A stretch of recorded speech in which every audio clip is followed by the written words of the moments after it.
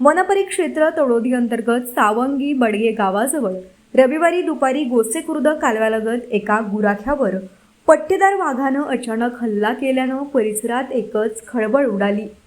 कांचन प्रकाश खोब्रागडे वय वर्ष 30 हे जनावरे चारण्यासाठी जंगल परिसरात गेले असताना झुडपात दबा धरून बसलेल्या वाघानं त्यांच्यावर झडप घालत गंभीर जखमी केलं।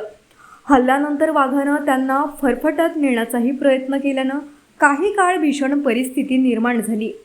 मृत्यू समोर दिसत असतानाही कांचन खोब्रागडे यांनी धैर्याने आरडाओरडा केला। त्यांच्या किंकाळ्या ऐकताच जवळच असलेल्या रवी वाडगुरे यांनी प्रसंगावधान राखत घटनास्थळी धाव घेतली आणि धाडसानं हस्तक्षेप करून जखमी गुराख्याचा जीव वाचविला।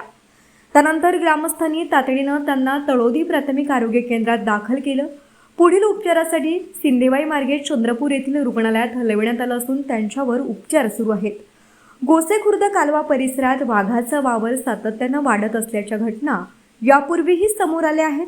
अनेक गुरेढोरे वाघाच्या हल्ल्यात दगावल्याच्या पार्श्वभूमीवर आता थेट माणसावर हल्ला झाल्यानं सावंगीसह परिसरातील गावांमध्ये भीतीचं वातावरण पसरलं आहे। नागरिकांनी वन विभागाने तातडीनं गस्त वाढवून संबंधित वाघाचा बंदोबस्त करावा आणि जंगलालगतच्या गावांतील नागरिकांच्या सुरक्षेसाठी प्रभावी उपाययोजना कराव्यात अशी जोरदार मागणी केली आहे। लोकराज्य टीव्ही न्यूज चॅनलकरिता सुभाष गजबे, तालुका प्रतिनिधी, नागबीड।